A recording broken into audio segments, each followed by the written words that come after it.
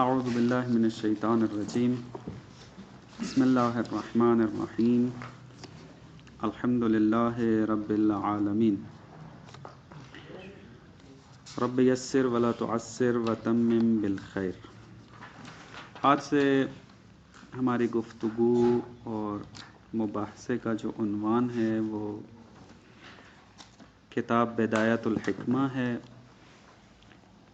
اگر خدا کی توفیق شامل حال رہی تو انشاءاللہ اس کتاب کی توضیح جتنی طاقت ہوئی آپ کی خدمت میں عرض ہوگی۔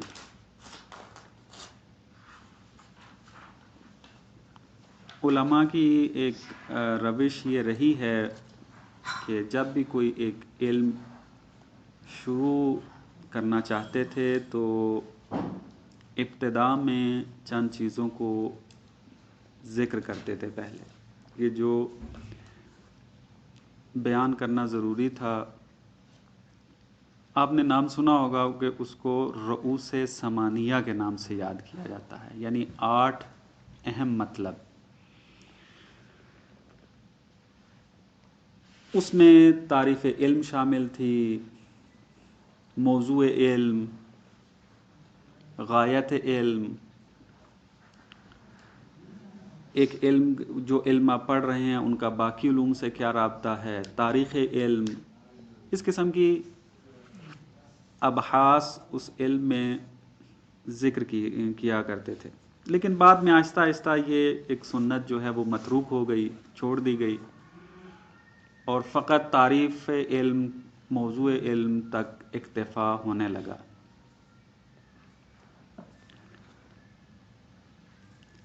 چونکہ فلسفہ ایک انتہائی جنجالی موضوع ہے کہ جس کے بارے میں مختلف سوالات اٹھائے گئے ہیں اور ذہن میں اٹھتے ہیں، تو میں بھی یہ چاہوں گا کہ بعض ابحاث کے جو فلسفہ شروع کرنے سے پہلے ضروری ہیں ان کو آپ کی خدمت میں عرض کروں۔ کچھ چیزیں میں پہلے بیان کر چکا ہوں، جیسا کہ عرض کیا آپ کو محفل میں کہ وہ واٹس ایپ اور ٹیلی گرام کے گروپ میں سینڈ کر چکا ہوں۔ چھوٹے چھوٹے کلپ کے عنوان سے آپ بعض گفتگو کو وہاں جا کر سنیں گے، ان کا تکرار نہیں کروں گا۔ ان سے آگے جو اضافی مطلب ہوگا وہ آپ کی خدمت میں عرض کرتا ہوں۔ فلسفے کا لغوی معنی کیا ہے، اصطلاحی معنی کیا ہے، یہ انشاءاللہ میں بعد میں عرض کروں گا۔ ابھی چند سوالوں کا جواب دیتا ہوں، وہ یہ کہ ہم فلسفہ کیوں پڑھیں؟ اس کو میں نے تفصیلی جیسا کہ پہلے عرض کیا ہے، آپ رجوع کریں اس ٹیلی گرام کے گروپ کی طرف یا واٹس ایپ گروپ کی طرف، وہاں آپ کو مل جائے گا، لیکن خلاصے کے عنوان سے آپ کی خدمت میں عرض کرتا ہوں کہ فلسفہ پڑھنے کی کیا ضرورت ہے۔ آیا ایسا نہیں ہو سکتا کہ ہم حوزوی تعلیم پڑھیں اور فلسفہ نہ پڑھیں تو دین کو فہم بھی کر لیں، دین کا دفاع بھی کر لیں، یا نہ حتماً پڑھنا ضروری ہے؟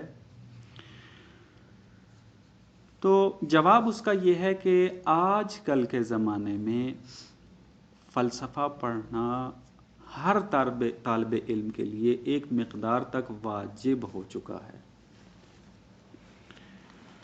اس کی مختلف وجوہات ہیں۔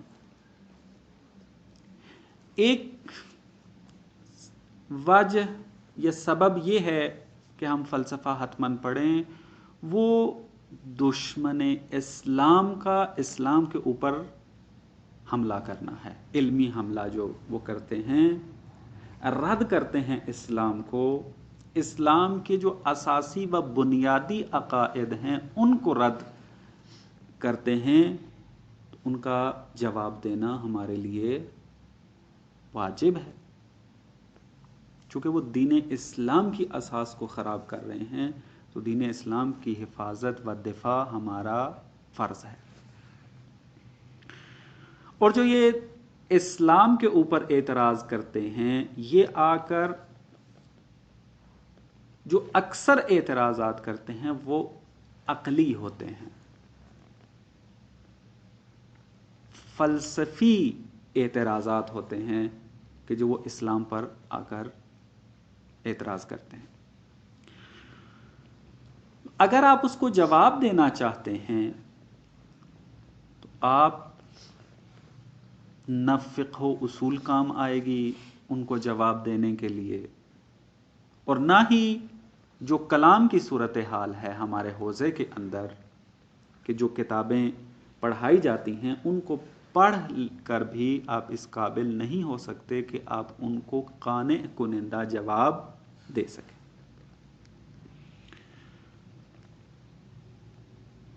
اس کی بعض اگر آپ جھلک دیکھنا چاہتے ہیں تو عرض کیا کلام جدید کے جو اردو زبان میں نے ریکارڈ کروا کے اس کو سینڈ کر رہا ہوں، اسی ٹیلی گرام فلسفہ و کلام اسلامی کے نام سے جو گروپ چل رہا ہے اس میں رجوع کر کے دیکھیں کہ کس قسم کے اعتراضات غربی کرتے ہیں اسلام کے خلاف، دین و دینداری کے خلاف۔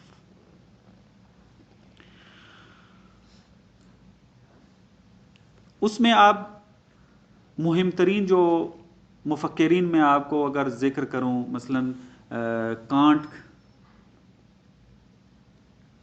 ڈیکارٹ، ہیگل، رسل،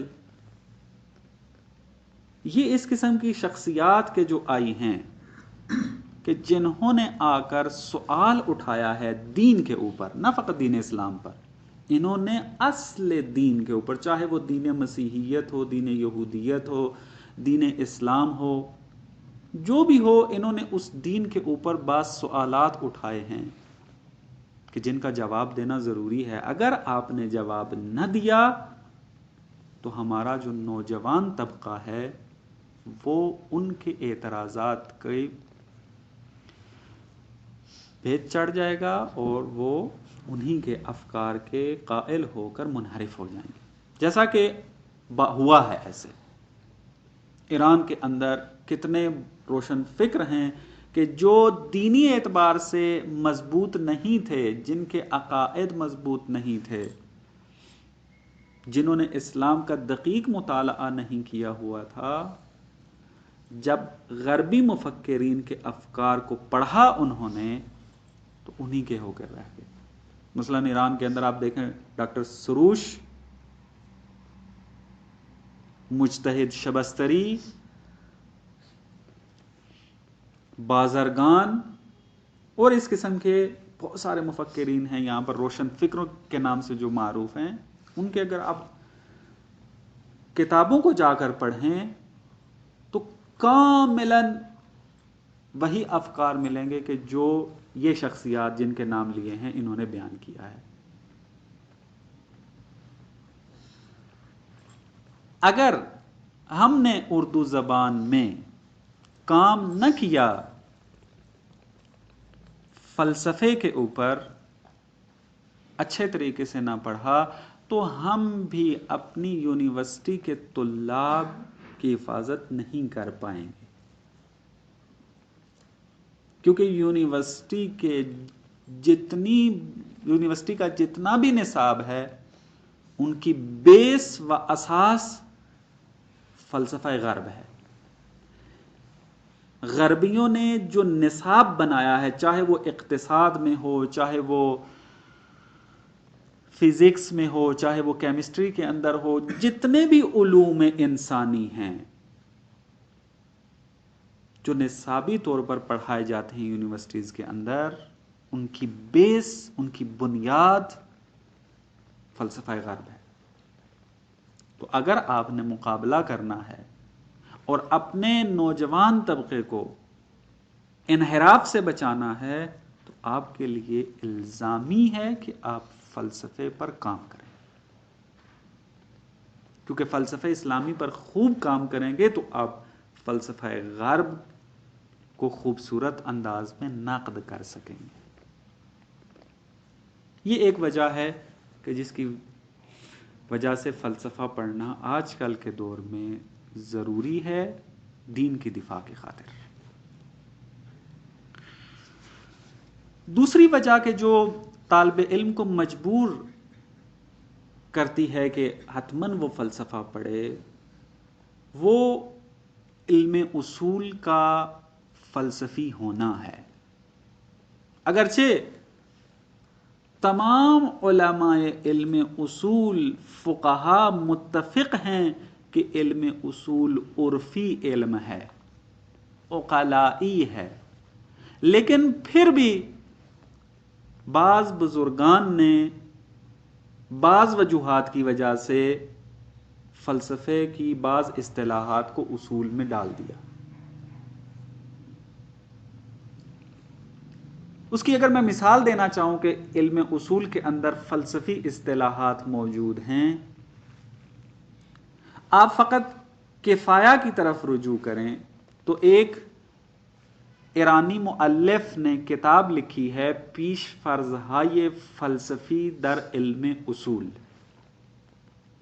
پیش فرضها یعنی بعض وہ قواعد کہ جن کو مسلم فرض کر کے علم اصول میں استعمال کیا گیا ہے۔ پیش فرضهای فلسفی در علم اصول، اس نے تقریباً 70 قاعدے فلسفی ذکر کیے ہیں کہ جو کفایہ میں استعمال ہوئے ہیں۔ یعنی آپ دیکھیں، ایک جلد کے اوپر مشتمل کتاب علم اصول کی، اس کے اندر جو فلسفی اصطلاحات ہیں وہ کتنی مقدار میں ہیں؟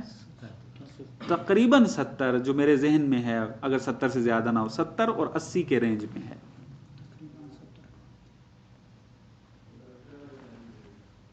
علم اصول میں فلسفہ اتنا استعمال ہوا ہے۔ اب اگر کوئی شخص فلسفہ نہ پڑھا ہو،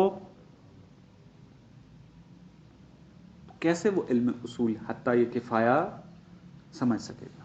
میرے ایک افغانی دوست ہے، اس نے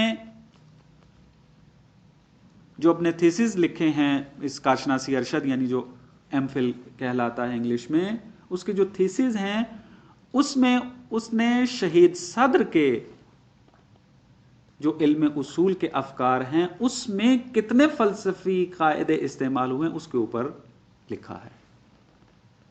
وہ بھی تقریباً، چونکہ حجم کم ہوتا ہے ایم فل کے تھیسز کا، لہذا وہ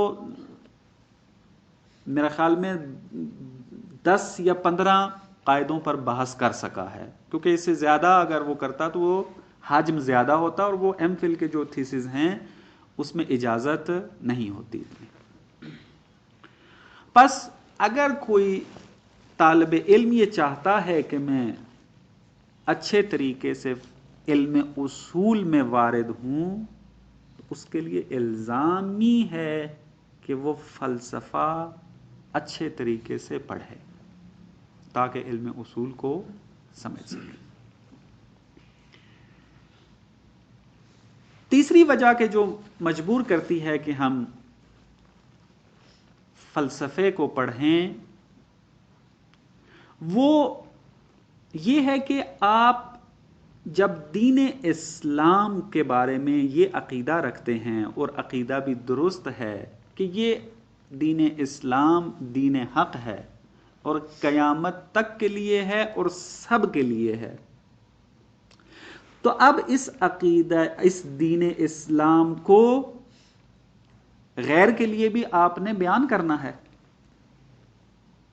تاکہ آپ جو غیر مسلم ہیں ان کو جلب کر سکیں اپنی طرف، کھینچ سکیں اپنی طرف، اسلام سے آشنا کروا سکیں تاکہ وہ راہ ہدایت پر آ جائیں۔ تو اب غیر کو جب آپ اسلام سے آشنا کروانا چاہتے ہیں تو قرآن اور احادیث تو بیان نہیں کریں گے، کیونکہ وہ ابھی تک آپ کے قرآن اور حدیث کو مانتا ہی نہیں ہے، ایمان ہی لے کر نہیں آیا، تو آپ کیسے اپنے عقائد کو قرآن اور حدیث سے ثابت کریں گے؟ اس کے لیے کیا ذریعہ ہے کہ ہم اس دین اسلام کو غیر کے لیے اس طریقے سے آشنا کروائیں کہ وہ جب سنے ان مطالب کو، تحقیق کرے ان مطالب کے بارے میں، تو مسلمان ہونے پر مجبور ہو جائے۔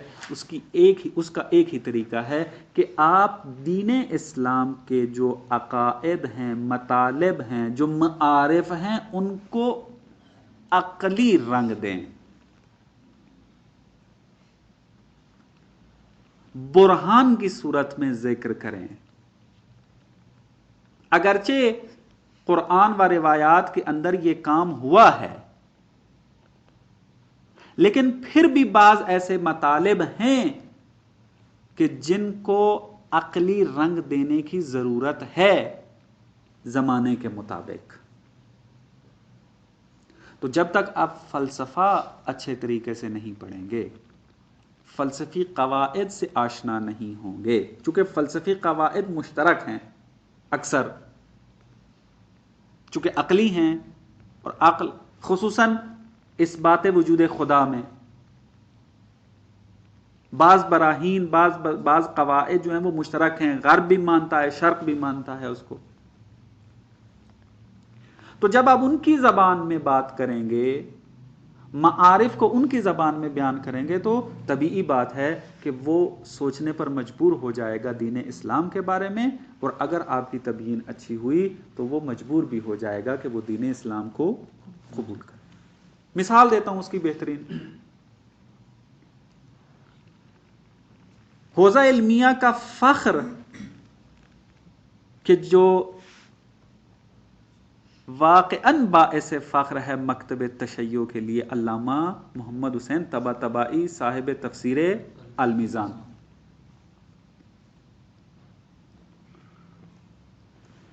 ان کو ایک فیلسوف ملنے کے لیے آیا، ہنری کوربن۔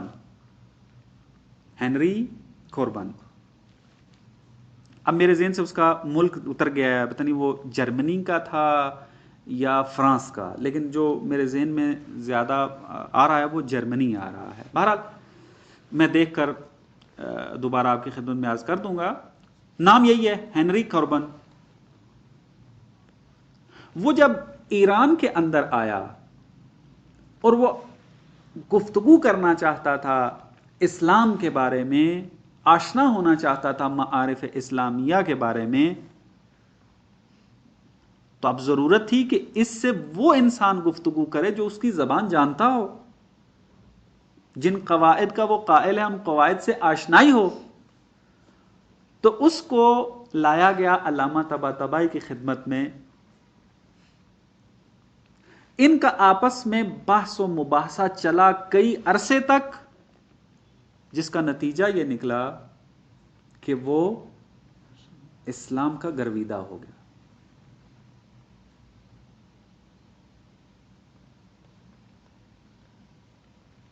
اس کے بعض مطالب جو ان کے بحث و مباحثے کے تھے آج کل کتابوں میں چھپے ہوئے ہیں، آپ رجوع کر سکتے ہیں اس میں۔ ہنری کوربن اور علامہ طباطبائی کے درمیان جو گفتگو ہے وہ بھی چھپی ہوئی ہے، اور پھر ہنری کوربن نے پھر بعد میں بہت ساری کتابوں کو تصحیح کیا، چھپوایا، اس پہ مقدمے لکھے، بہت سارے مطالب آپ کو ان میں مل جائیں گے۔ اب آپ نے دیکھا کہ یہ جو ہنری کوربن تھا، علامہ طباطبائی چونکہ فلسفے میں مضبوط تھے، تسلط رکھتے تھے اس کے اوپر، آسانی سے دین اسلام کو عقلی انداز میں اس کے سامنے پیش کیا کہ وہ مجبور ہو گیا کہ وہ اسلام کا گرویدہ ہو جائے۔ پس تیسری وجہ کیا بیان کی کہ دین اسلام کے معارف کو غیر تک اگر پہنچانا ہے تو انہی کی زبان میں بات کرنا پڑے گی، عقلی انداز میں ان کو پیش کرنا پڑے گا، اور اس کام کو فلسفہ بہترین طریقے سے انجام دیتا ہے۔ فلسفے کا کام یہی ہے کہ دین اسلام کے جو معارف ہیں اس پر عقلی استدلالات کو ذکر کرے آج کے زمانے کے مطابق، تاکہ آج کے زمانے کے جتنے بھی ہیں غیر مسلم وہ اس کو قبول کر سکیں۔ آج کی قید اس لیے لگا رہا ہوں چونکہ مطلب زیادہ واضح ہو جائے. والا براہین عقلیہ جو ہیں وہ زمانے کے ساتھ خاص نہیں ہیں. اگر ایک برہان عقلی تام آپ نے اقامہ کر دیا تو وہ سب کے لیے ہے، چاہے وہ آئندہ والوں کے لیے ہو، حال والوں کے لیے ہو، یا آپ ماضی والوں کے لیے بھی اگر ہوتا تو وہ حتماً اس کو قبول کرتے اس میں آ کر. اور اس کے علاوہ آپ کو اگر مثالیں دینا چاہوں تو مثلاً آپ دیکھیں آیت اللہ مصباح، بہت بڑے فیلسوف ہیں اس وقت. غرب سے کوئی بھی فیلسوف اگر آتا ہے جو دین اسلام سے آشنائی پیدا کرنا چاہتا ہو تو چند شخصیات کی خدمت میں ان کو لایا جاتا ہے. ان میں سے ایک آیت اللہ مصباح یزدی ہیں، اور ایک ان میں سے آیت اللہ جوادی آملی ہیں، آغا حسن زادہ آملی بھی ہیں. کیوں فقط ان شخصیات کی خدمت میں ان کو حاضر کیا جاتا ہے؟ کیوں باقی شخصیات کے پاس نہیں لے کر جایا جاتا؟ کیونکہ معلوم ہے کہ اس کو دین اسلام کے معارف عقلی زبان میں پیش کرنے ہیں، اس کی زبان میں پیش کرنے ہیں. اور جو بندہ فلسفہ اسلامی کے اندر تسلط پیدا کر لے اور پھر غرب کا فلسفہ جو ہے اس کا مطالعہ کر لے، وہ اس قابل ہو جاتا ہے کہ جو بھی کوئی غربی فیلسوف دین اسلام کے بارے میں بات کرنا چاہے تو اس سے آسانی سے آپ گفتگو کر سکتے ہیں، مباحثہ کر سکتے ہیں، مطالب کو نقل و انتقال کر سکتے ہیں. لیکن جو فلسفہ اسلامی میں بھی کام نہ کرے، جو فلسفہ غرب کے اندر بھی کام نہ کرے، بعید ہے کہ وہ معارف اسلامیہ کو منتقل کر سکے کسی دوسرے تک. پہلی وجہ کے اندر مجھے ایک دو مثالیں ذہن کے اندر آئی ہیں، اس کا اضافہ کر دوں دفاع کا جو عرض کیا تھا.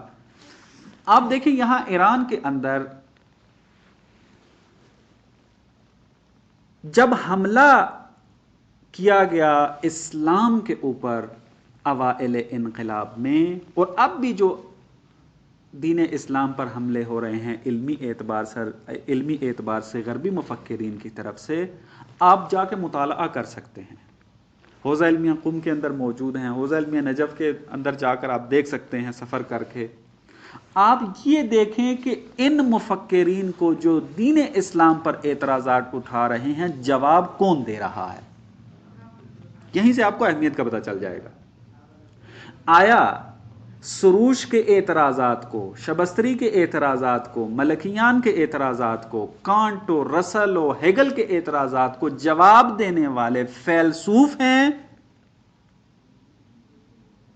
یا جنہوں نے اصلاً فلسفہ پڑھا ہی نہیں ہے؟ آپ جا کے دیکھ سکتے ہیں.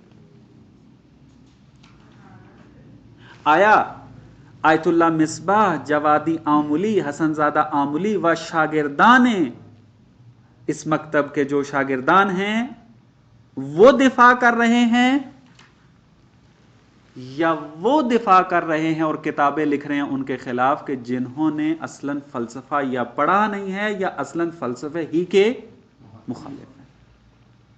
یہ آپ آثار جا کر خود دیکھ سکتے ہیں. نجف کے اندر بھی، یہاں بھی آپ کو خود معلوم ہو جائے گا اہمیت کا، کہ فلسفہ کتنی اہمیت کا حامل ہے.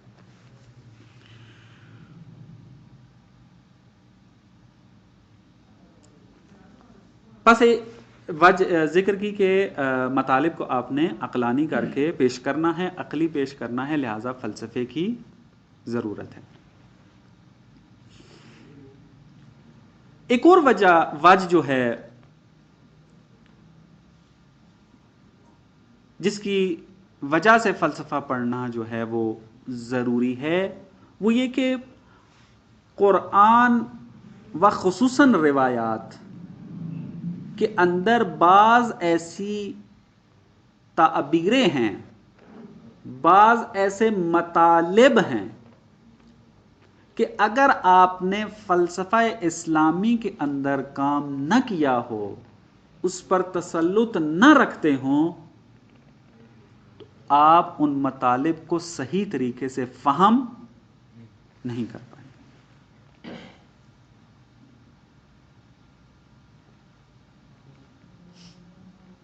تعبیریں موجود ہیں ایسی.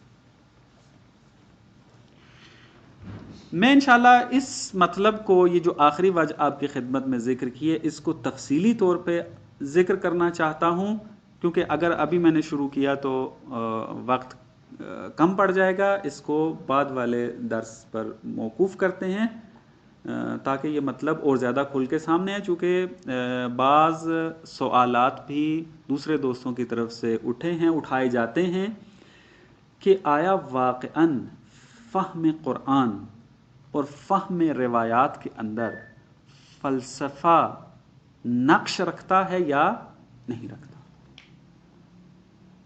جو فلسفے کے مخالف ہیں وہ کہتے ہیں کہ اصلاً نہ صرف یہ کہ فلسفے کی ضرورت نہیں ہے، بلکہ اگر آپ فلسفے کے ذریعے قرآن اور روایات کے اندر آئے تو وہ مضر بھی ہے، ضرر بھی پہنچائے گی معرفت دینی کو.